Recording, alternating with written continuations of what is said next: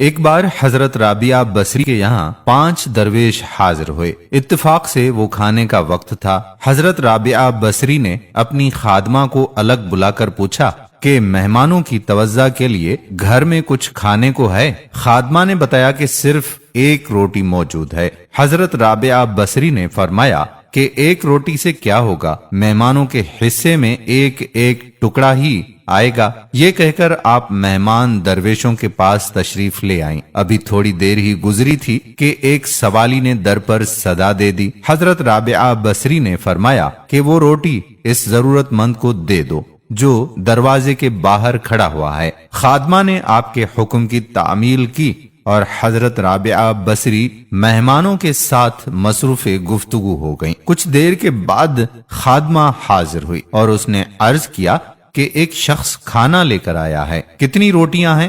حضرت رابعہ بصری نے خادمہ سے پوچھا۔ جب خادمہ نے بتایا کہ 2 روٹیاں ہیں تو آپ نے فرمایا کہ اسے واپس کر دو، وہ شخص غلطی سے ہمارے گھر آ گیا ہے اور وہ کھانا ہمارا نہیں ہے۔ خادمہ نے روٹیاں واپس کر دیں۔ تھوڑی دیر کے بعد خادمہ نے اطلاع دی کہ ایک اور شخص کھانا لے کر آیا ہے۔ حضرت رابعہ بصری نے روٹیوں کی تعداد پوچھی تو آپ کو بتایا گیا کہ 5 روٹیاں ہیں۔ حضرت رابعہ بصری نے جواباً فرمایا کہ اس بار بھی کھانا کھلانے والے سے غلطی ہو گئی ہے، اس سے کہہ دو کہ وہ کھانا ہمارا نہیں ہے۔ اب تیسری بار ایک اور شخص کھانا لے کر آیا۔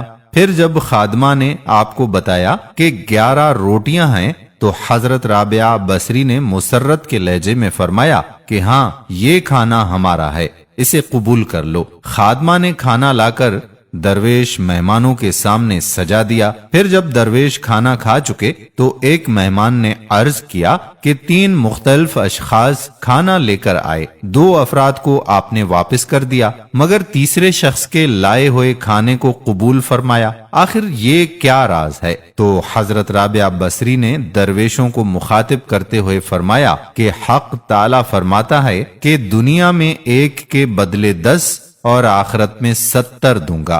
بس اسی حساب کتاب کی بنیاد پر میں نے 2 آدمیوں کو واپس لوٹا دیا اور 1 شخص کا کھانا قبول کر لیا۔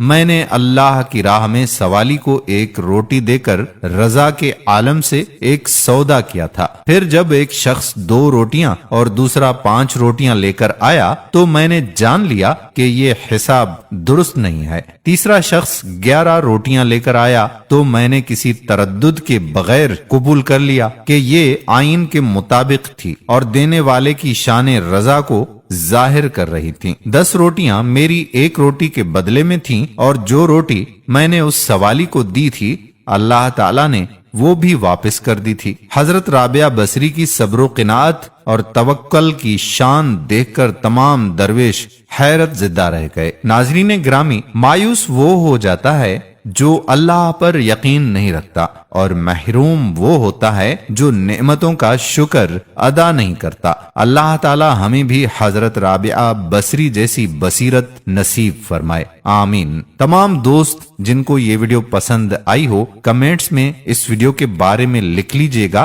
تاکہ دوسرے لوگوں کی بھی اصلاح ہو، اور اگر دوسرے لوگوں کی اصلاح چاہتے ہیں تو اس ویڈیو کو شیئر کریں تاکہ ہماری نوجوان نسل کو بھی اسلامی حقیقی ہیروز کا پتہ چل سکے۔ جزاک اللہ خیرہ۔